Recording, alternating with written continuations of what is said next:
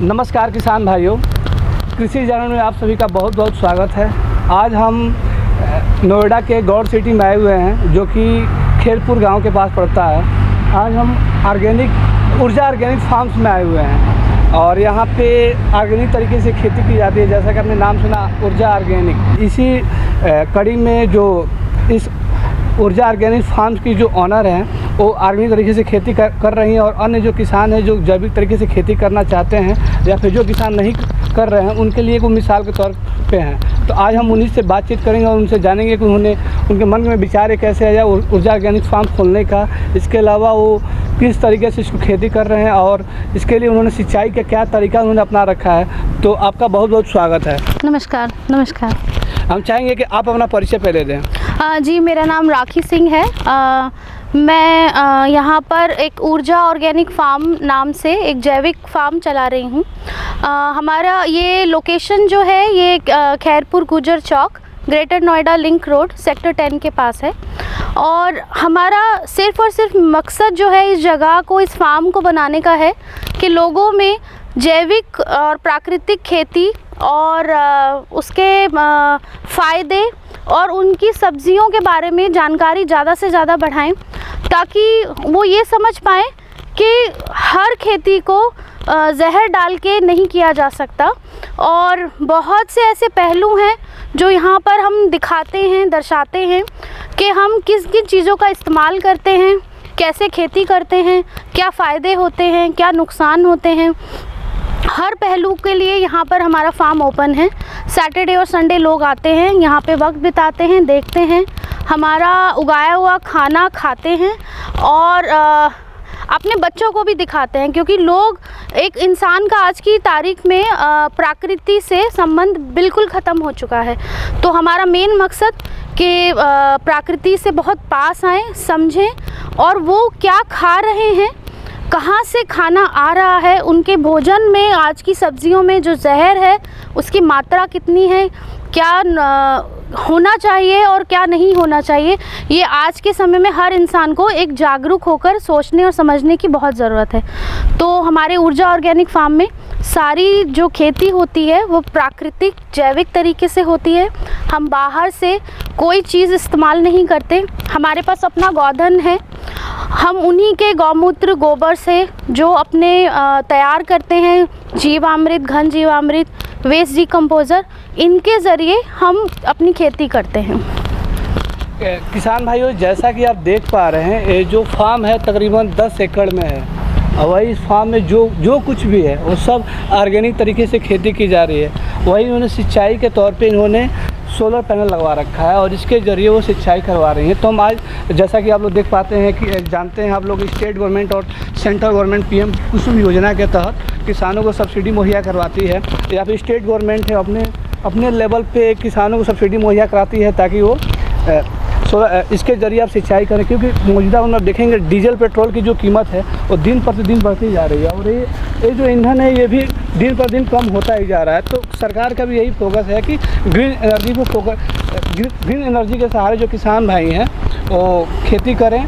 और इसका सबसे बड़ा फ़ायदा ये होता है सोलर पैनल के ज़रिए कि आप कभी भी आप सिंचाई कर सकते हो। आपके पास डीजल पेट्रोल हो या ना हो, आप आसानी से कभी भी जब फसल को नीड हो पानी की, आप आसानी से आप कर सकते हो। इसमें आप अतिरिक्त एक बार आपको इन्वेस्टमेंट लगना है, उसके बाद से फिर आपका इसमें अतिरिक्त खर्च नहीं होता है। तो हम आज मैम से ये जानेंगे कि सोलर एनर्जी से वो सिंचाई क्यों कर रही हैं, इसमें उनका लागत कितना आया और इसके ज़रिए वो कितने एकड़ में खेती कर रही हैं। तो मैम हम चाहेंगे पहले आप ये बताएं कि सोलर एनर्जी से आप सिंचाई क्यों करवा रही हैं। देखिए, जब पहले दिन मैंने यहाँ पर अपने पानी की शुरुआत करी तो हमने एक डीज़ल का जनरेटर मंगवाया था, जिससे जो धुआं उठा वो मुझे बहुत नुकसानदायक लगा। क्योंकि मेरा पहला मकसद था अपने प्रकृति और वातावरण की सुरक्षा, जो मैं खुद भी करती हूँ और दूसरों को भी सिखाना चाहती हूँ। तो वहाँ मेरा मकसद ख़त्म हो जाता अगर मैं डीज़ल के साथ काम करती,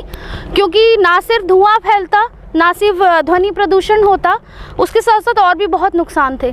तो मेरे विचार में मुझे सबसे पहला विचार आया कि हमारे देश में जहाँ पर सौर ऊर्जा इतनी ज़्यादा मात्रा में हमें ऑलमोस्ट पूरे साल मिलती है, तो क्यों ना उसका इस्तेमाल किया जाए और उससे खेती की जाए।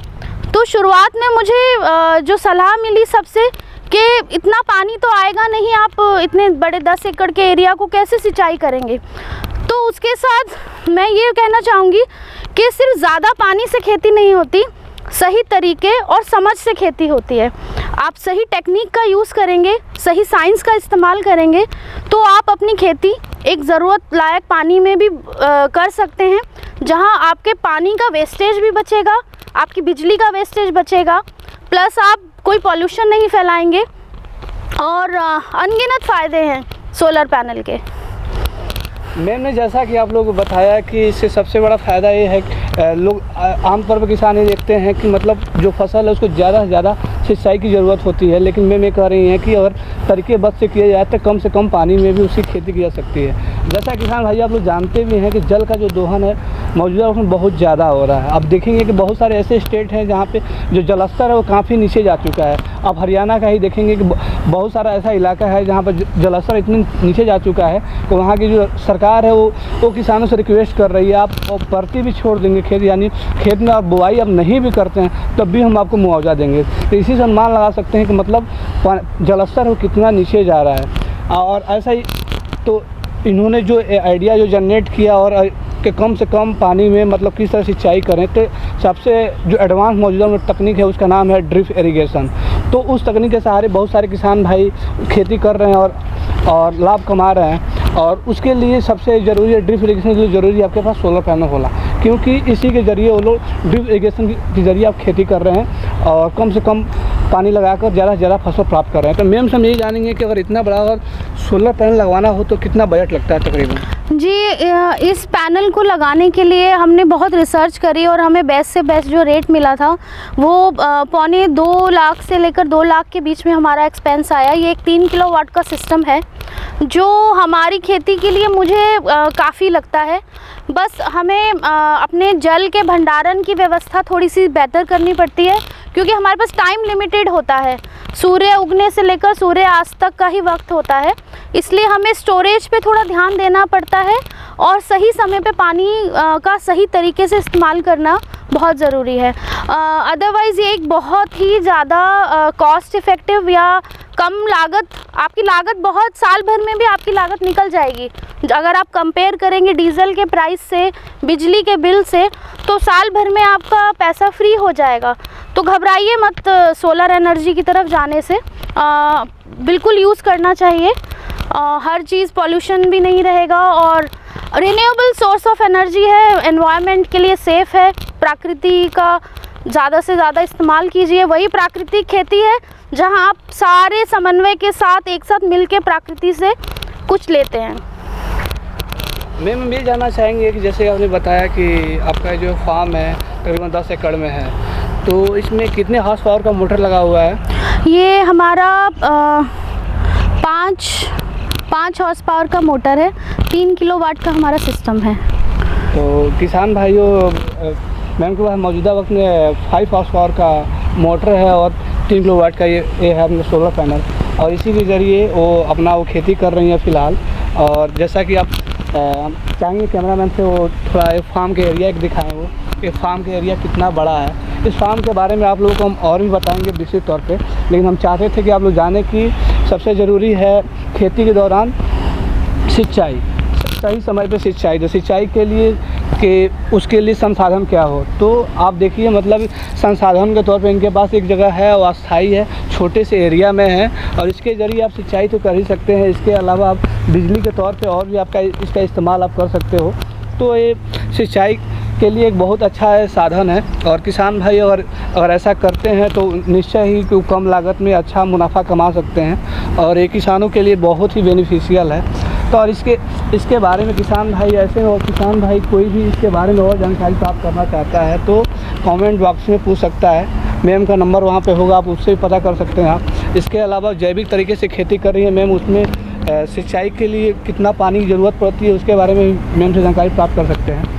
मैम ऐसे में जो किसान भाई देश के बहुत सारे इलाके में ऐसे किसान भाई हैं जो मतलब ये कहते हैं कि हमारे पास सिंचाई का साधन नहीं है, हमारे यहाँ सूखाग्रस्त हो गया, तो उनको आप क्या मैसेज देना चाहेंगे इसको कनेक्ट करके? देखिए, पानी सूखाग्रस्त होने का कारण यही है कि किसान को समझ ही नहीं है कि पानी का कितना इस्तेमाल किया जाए, कब इस्तेमाल किया जाए, कैसे इस्तेमाल किया जाए। ज़्यादा पानी से कभी खेती नहीं होती है। फसल को पानी की नहीं, नमी की ज़रूरत होती है, तो पानी उतना ही लगाएं। और जहाँ सूखाग्रस्त इलाके हैं वो अपने इलाके की फसल के हिसाब से फसल लगाएं।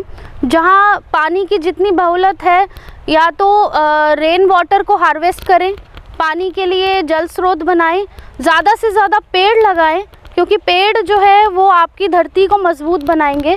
और ज़्यादा से ज़्यादा ऐसे तरीके और ऐसी फसल लगाएं जिनमें पानी की लागत कम हो, और समझदारी से टेक्निक से जानकारी प्राप्त करके फिर खेती करें।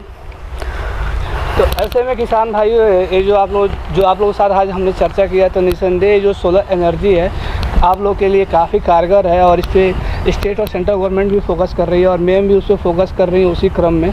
तो हम चाहेंगे किसान भाई आप लोग भी सोलर एनर्जी से जुड़कर अपनी फसलों की सिंचाई करें और कम लागत में ज़्यादा से ज़्यादा मुनाफा कमाएं। कृषि चैनल से जुड़ने के लिए आपका बहुत बहुत धन्यवाद मैम। धन्यवाद, नमस्कार।